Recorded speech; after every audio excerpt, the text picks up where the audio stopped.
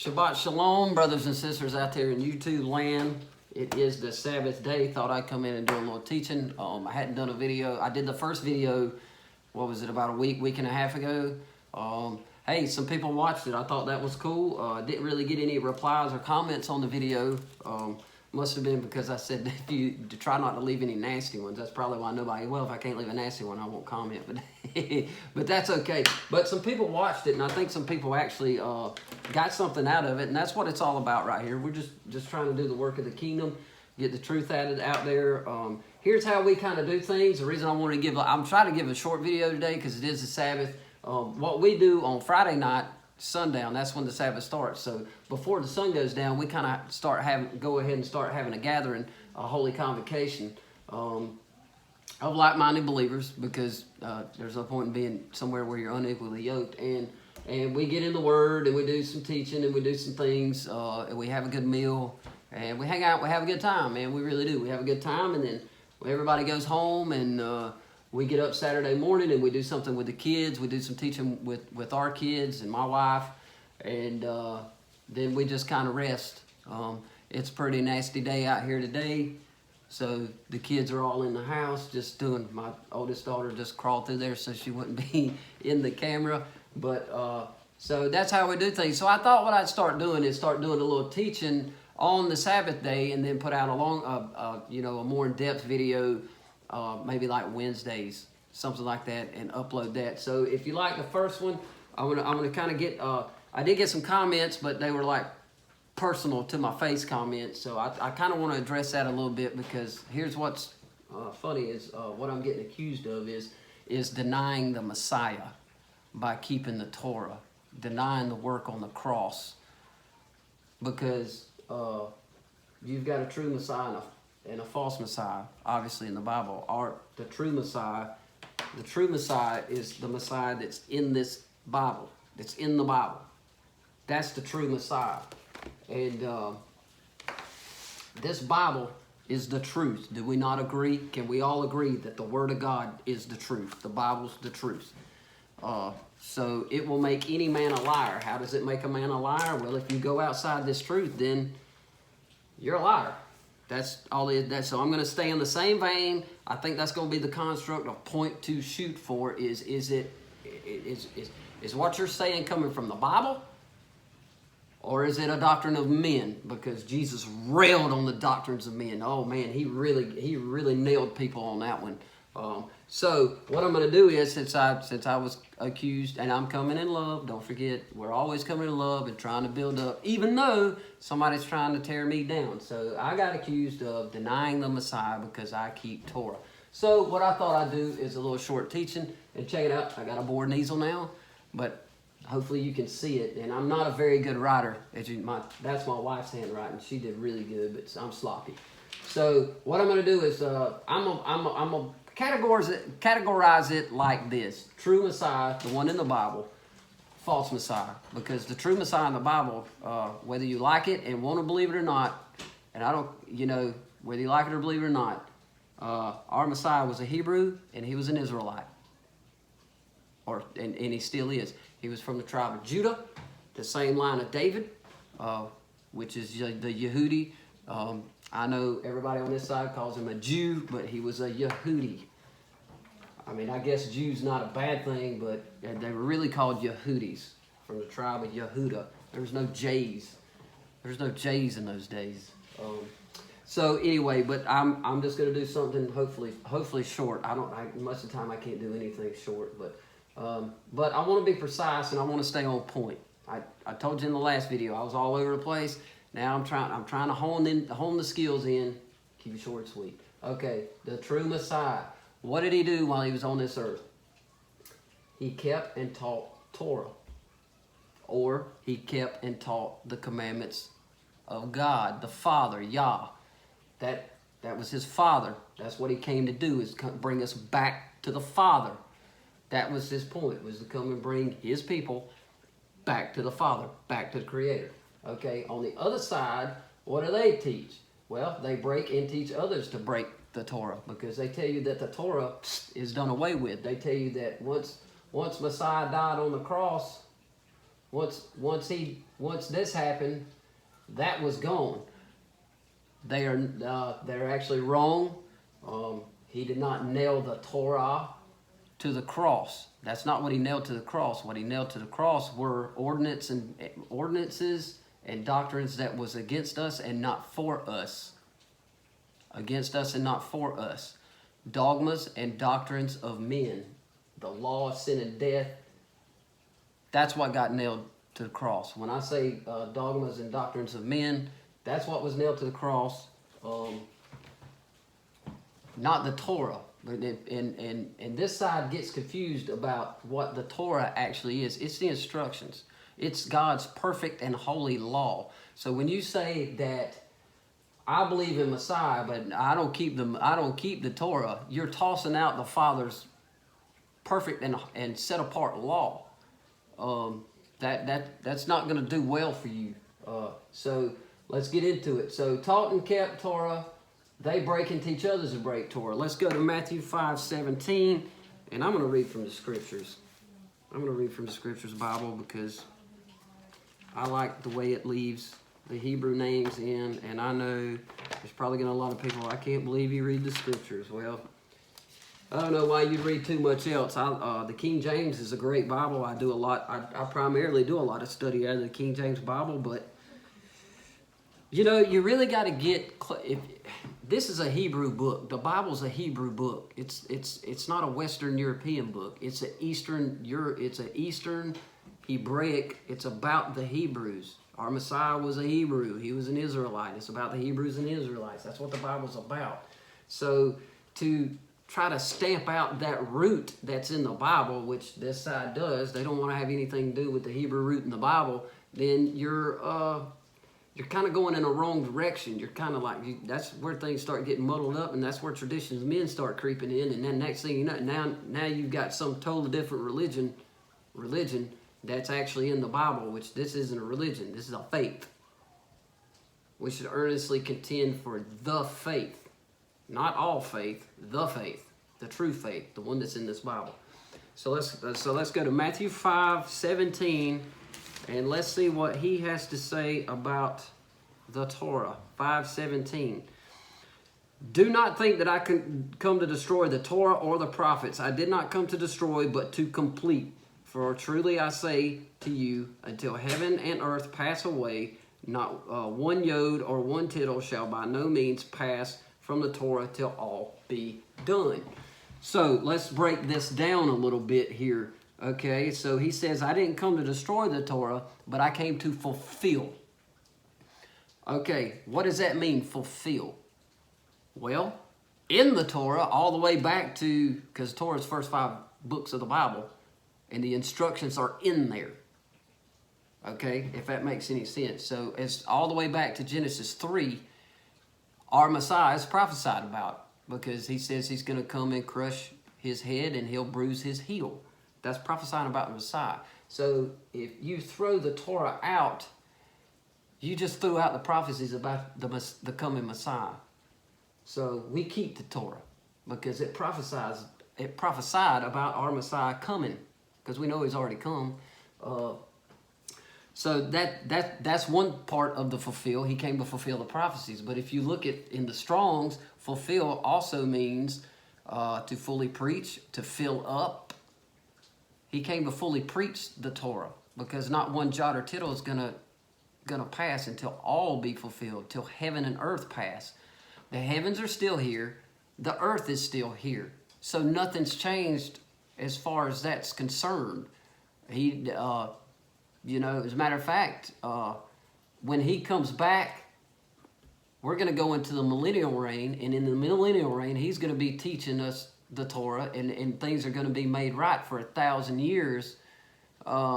Still not, this heaven, if you'll read that properly, this heaven and earth in the millennial reign is still here. The millennial reign is going to be on this heaven and this earth, and when that's over with, and we have the big battle, and we finally destroy the Hasatan, the adversary, when we finally get through that, then we get the new heaven and the new earth, and we go into the kingdom. Hallelujah, hallelujah. That is so good, man, oh man. So he didn't come to destroy anything. He didn't come to, to change anything in the Torah. He came to fully preach the Torah, to show us how to walk the Torah out in spirit and in truth.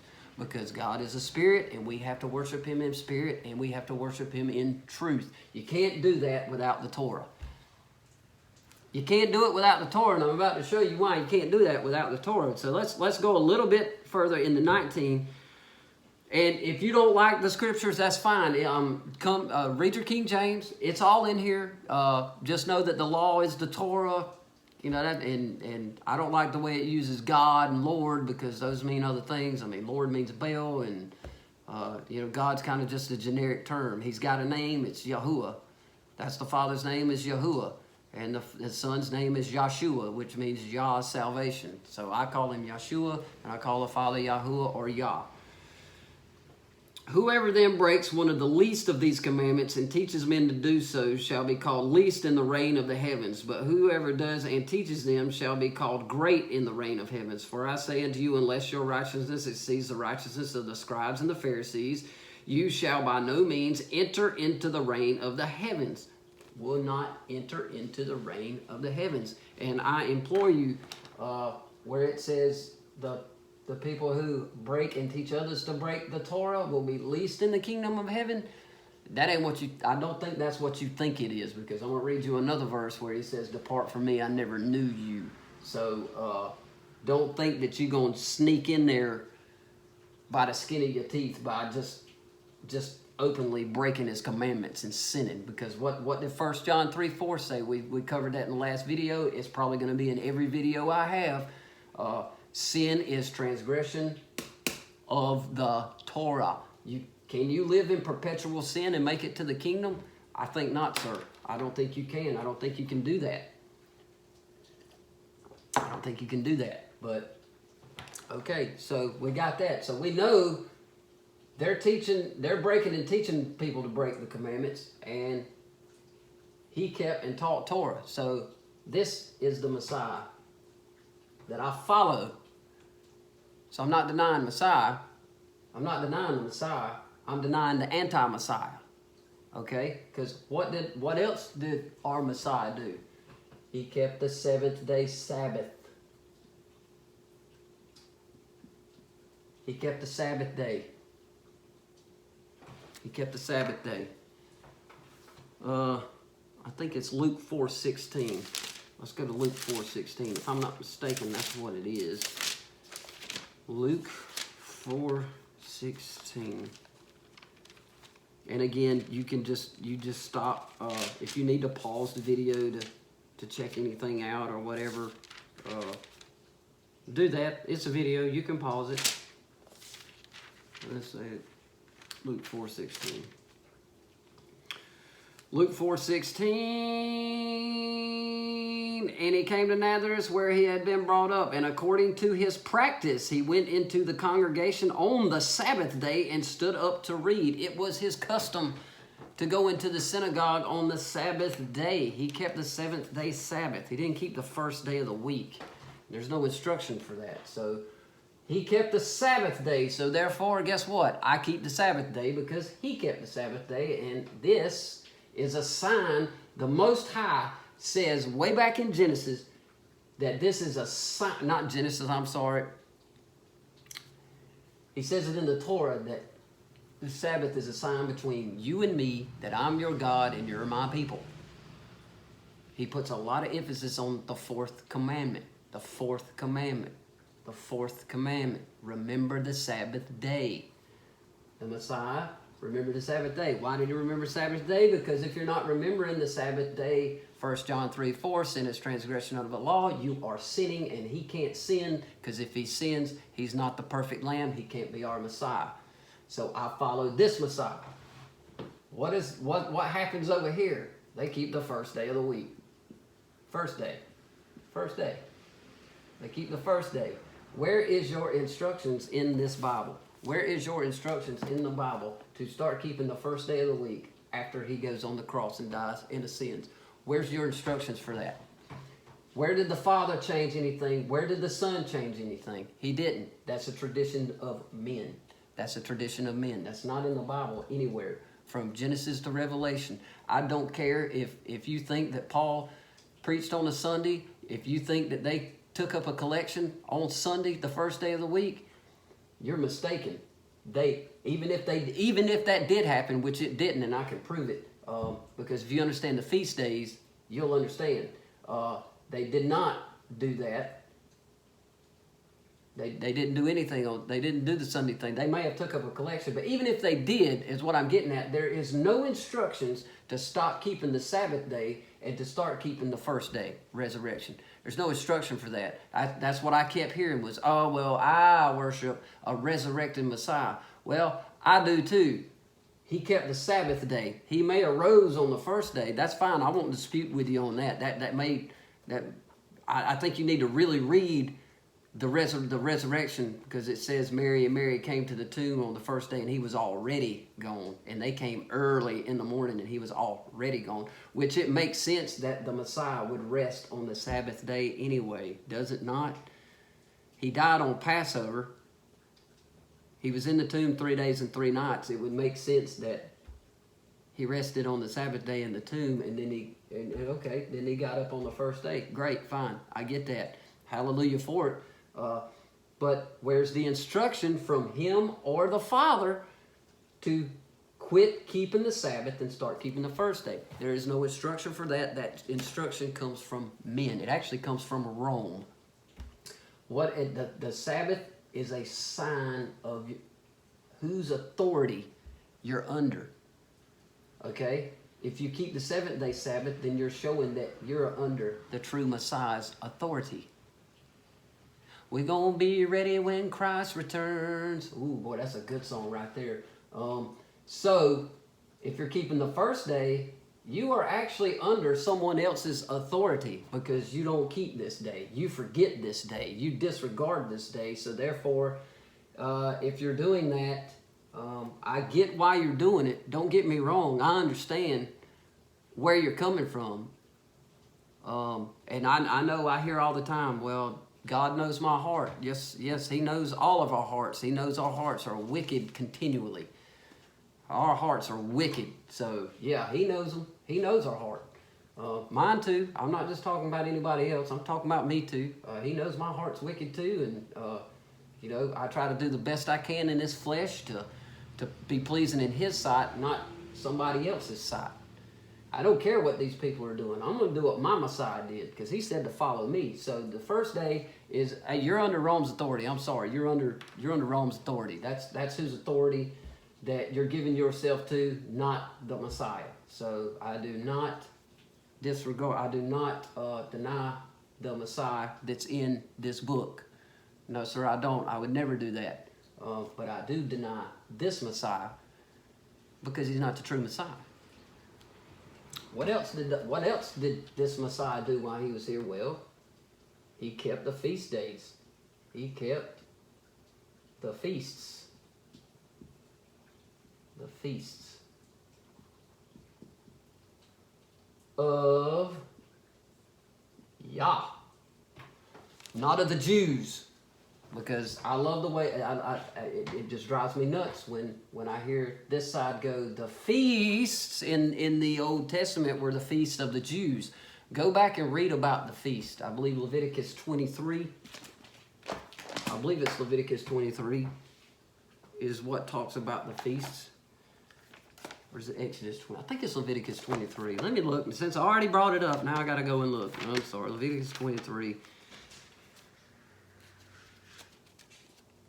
Hold on just one second.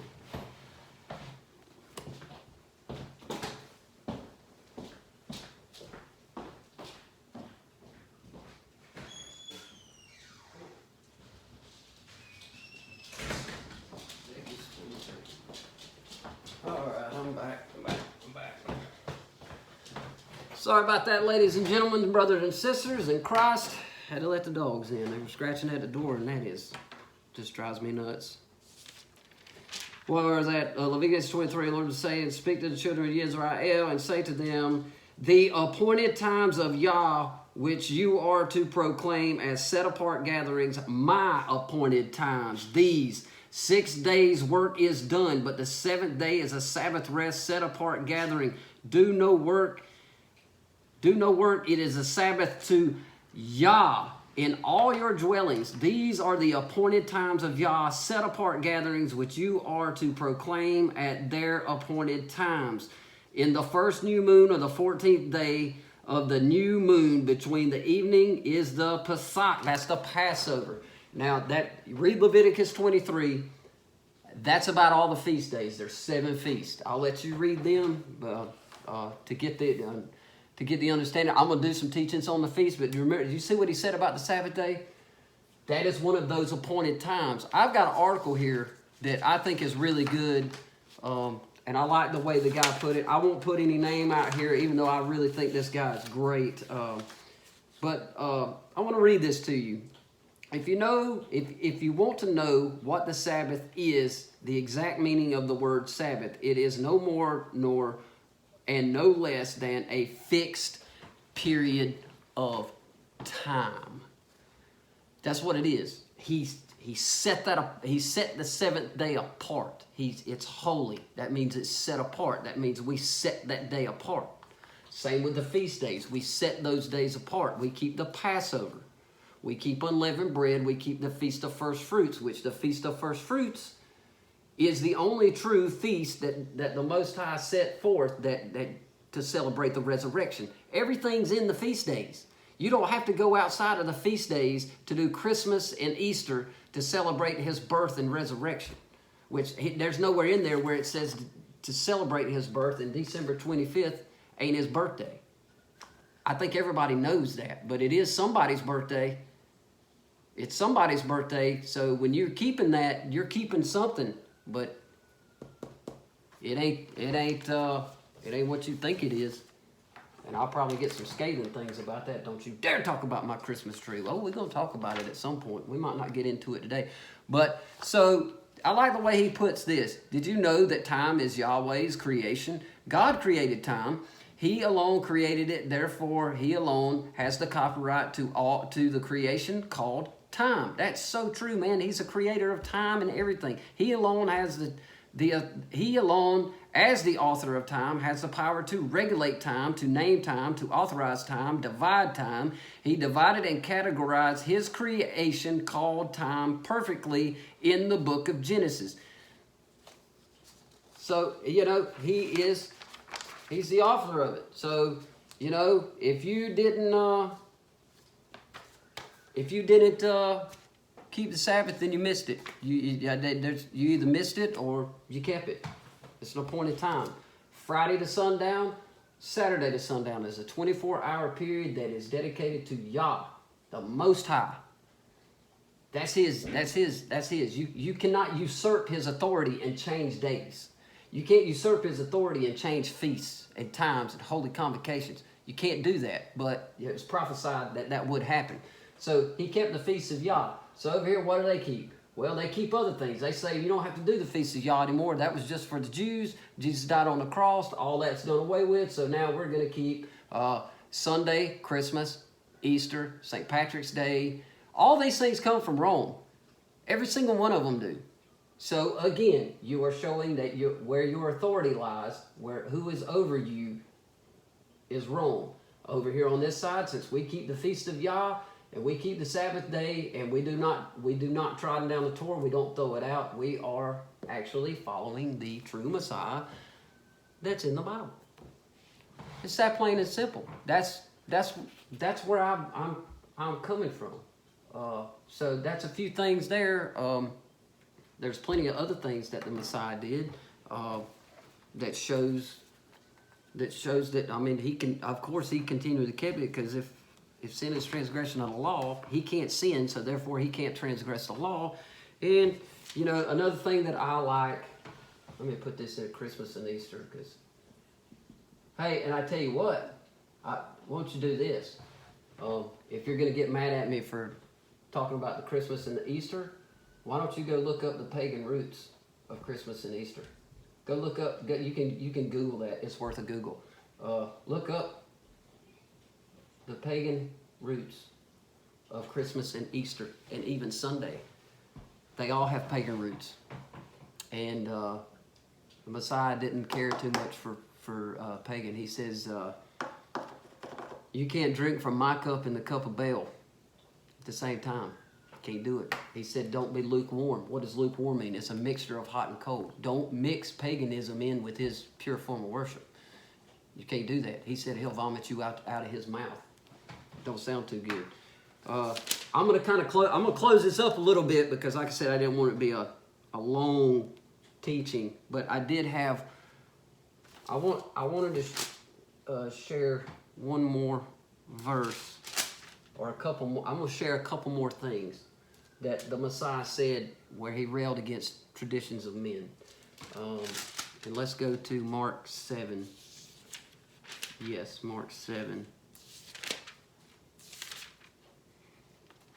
Mark 7. I got to go all the way back. All right, here we go. Mark 7. Mark chapter 7. I believe it starts at the very beginning of it. Okay, check this out. And this is another one that the other side actually uses to say that the dietary law was done away with. So we might as well get at least a little bit into that. But I just want you to look at what's going on here. And the Pharisees and some of the scribes assembled to him, having come from Jerusalem, and seeing some of his taught ones eat bread with defiled, that is, with unwashed hands, they found fault. So what's he doing right here? He's eating bread with dirty hands. He hasn't washed his hands. So him and his disciples, they're eating bread. Bread's not unclean meat. Bread is clean. Not that they would be eating unclean meat anyway, but that's just to give a little context. For the Pharisees and all the Yehudim did not eat unless they washed their hands thoroughly, holding fast to the tradition of the elders. They washed their hands thoroughly, holding fast to the tradition of the elders. Who? The tradition of the elders, not the Torah. What they're talking about here is the oral law. It was called the Talmud. What they did was they took the Torah and they added so many things in it. You go read the Torah and go find me where it says that you have to wash your hands before you eat. Now, don't get me wrong, that's a good practice to do. You probably should wash your hands, but it's a good practice to do, but it's not commanded in the Torah. It's commanded by the elders, not the Torah. So that's the context. They're trying to rail against Jesus for not keeping to their tradition of washing pots and cups and all this stuff. Why? Because they were at the market. And if you so much as bumped into a Gentile or touched anything that a Gentile touched, you were dirty and you had to clean yourself before you ate. But that's also not in the Torah. That's in the Talmud. So 4, and coming from the marketplace, they do not eat unless they wash. And there are many other traditions that they have received and hold fast, the washing of cups and utensils and copper vessels and couches. 5. Then the Pharisees and the scribes asked him, Why do your taught ones not walk according to the tradition of the elders, but eat bread with unwashed hands? This is about eating bread with unwashed hands, man. Okay, so what did Jesus say? And he answered them, Well did Isaiah prophesy concerning you hypocrites, as it has been written, This people respect me with their lips, but their heart is far from me. They say they worship Messiah, but they don't. Their heart's far from him. And in vain do they worship me, teaching the commands of men, forsaking the command of Elohim. You hold fast to the tradition of men. In the King James, it says, you make void the law of God to hold fast to your traditions of men. You make void the law of God to hold fast to your traditions of men. God, the law of Yah, what the Messiah did. He taught Torah, kept the Sabbath, kept the feast days. Break the Torah, teach others to do so. They keep another day, and they keep other feasts that are not in this Bible. Traditions of men. You make void this to do your traditions of men. That's what Jesus railed about this stuff.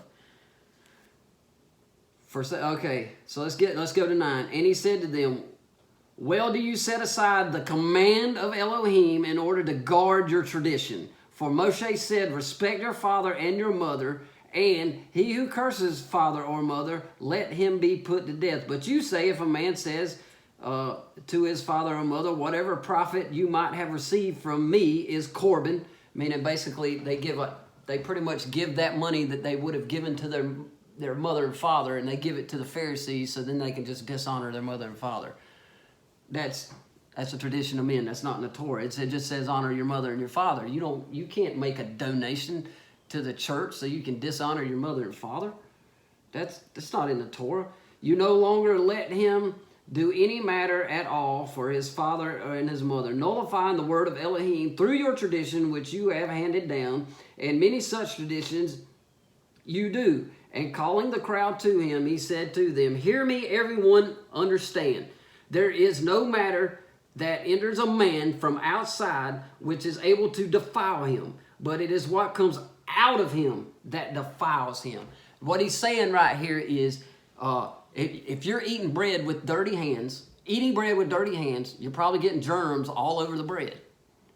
Well, you're going to eat that bread. It's going to pass through your digestive system, and then you're going to poop out the bad stuff, and you're going to keep what's good in the bread.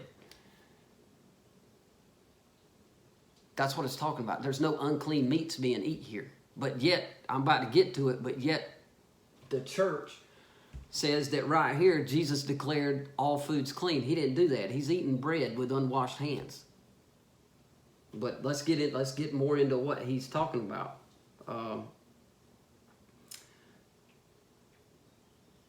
Okay. If anyone has ears to hear, let him hear. And when he went from the crowd into the house, his taught ones asked him concerning the parable.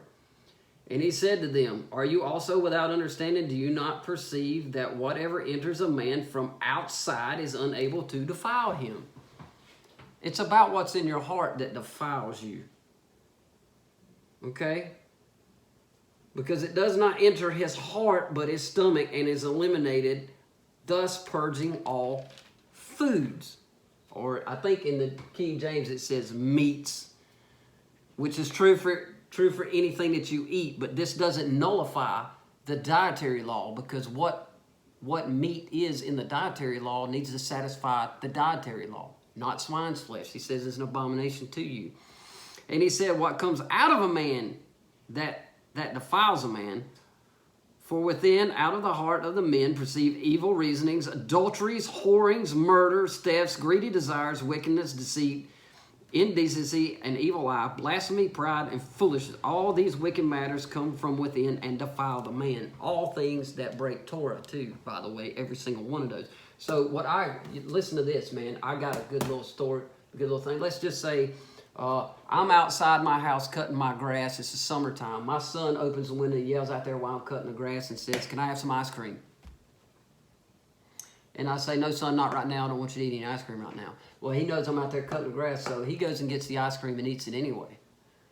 I told him not to eat that ice cream. Is the ice cream going to hurt him? No.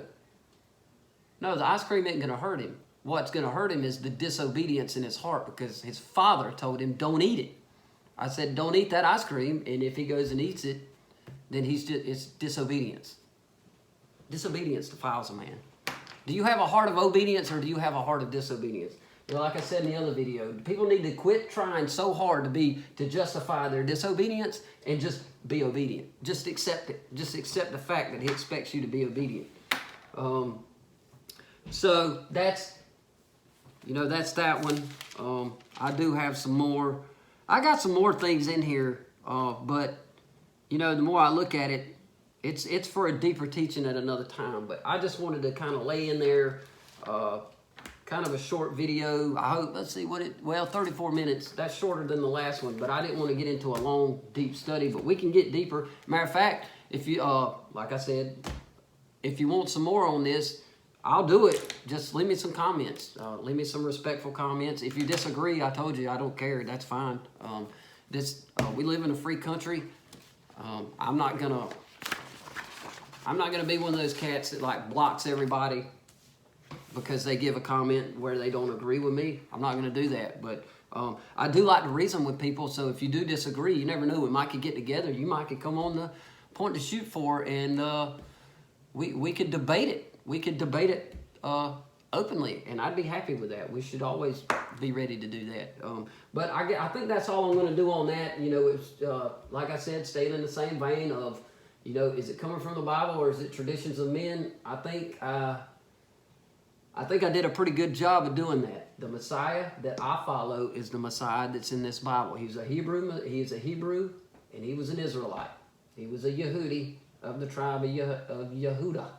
So that's who I follow. I wouldn't deny him for anything.